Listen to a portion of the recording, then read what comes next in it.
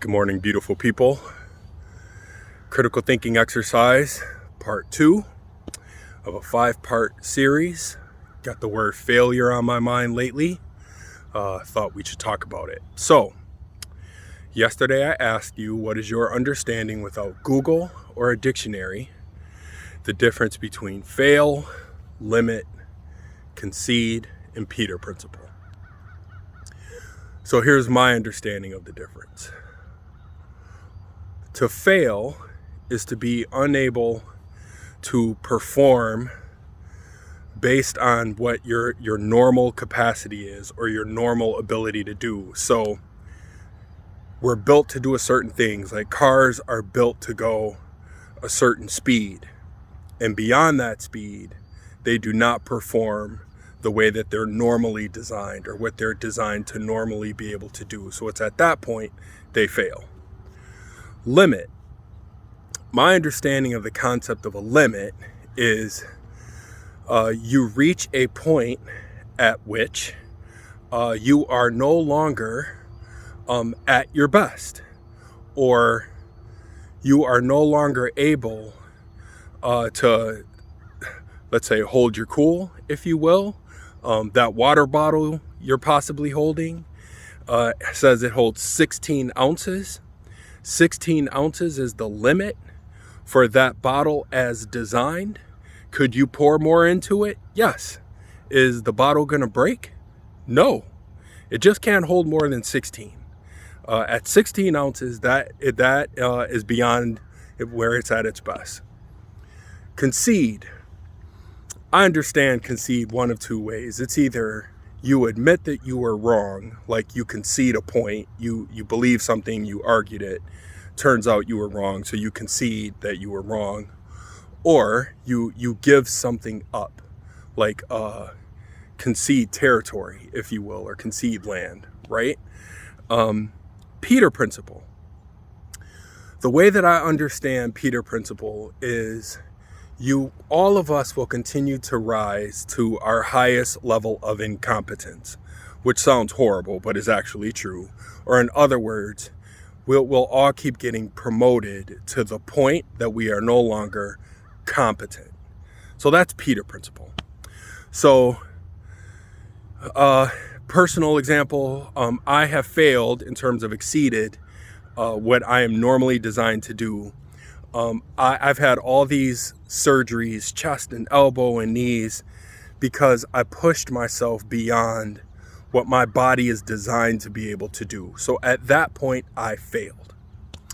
Limit.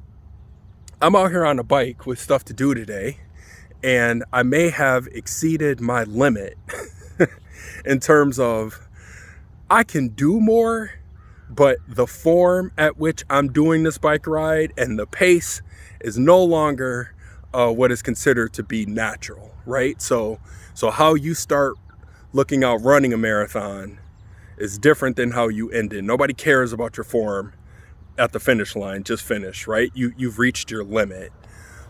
Concede.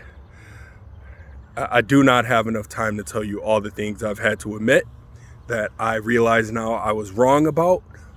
But just know I concede some points. Peter principle. To calculus 1 in high school, barely passed it, but felt like I could take calculus 2. Peter principled at calculus 2. There's not enough tutors in the world to get me to pass calculus 2. I reached my highest level of competence in calculus. Now, why am I talking about all this, and what am I recommending you do with it?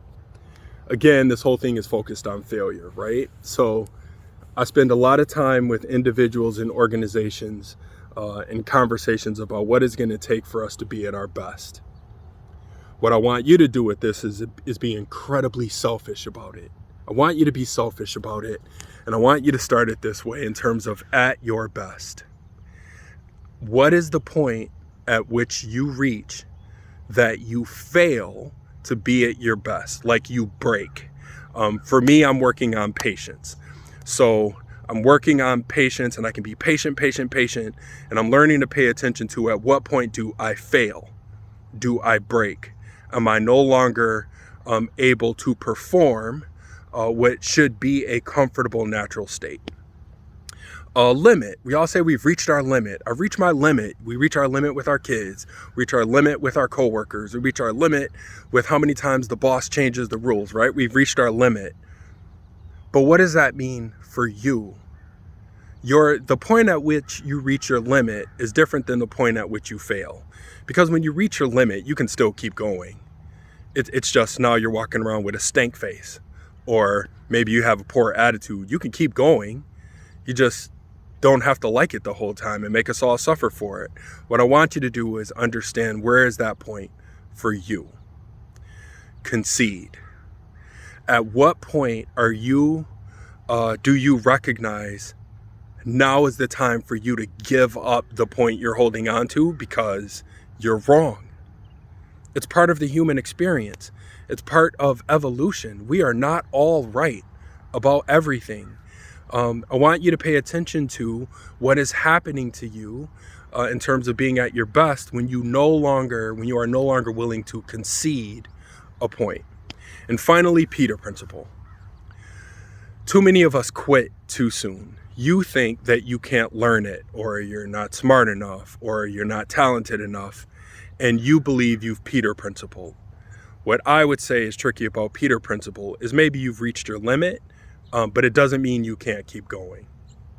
Peter principle is something you know for yourself, that you have reached the point where you have given your all.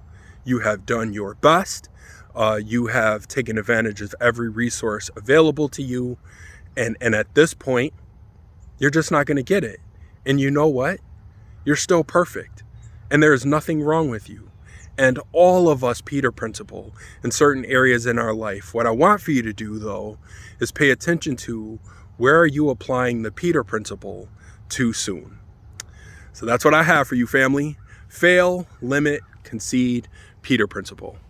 I do hope this message is finding you well and safe and healthy and patient and diligent. I do hope it is finding you being selfish about understanding what is preventing you from being at your best, and making sure you understand the point at which you have pushed it too far and now you're doing harm to yourself and others. And of course, I hope this message finds you thinking. Now I have to figure out how to speed back home, because I have exceeded my time limit on the amount of time I have to get from here to where I need to be next. Love you all. Have a great day. Stay safe.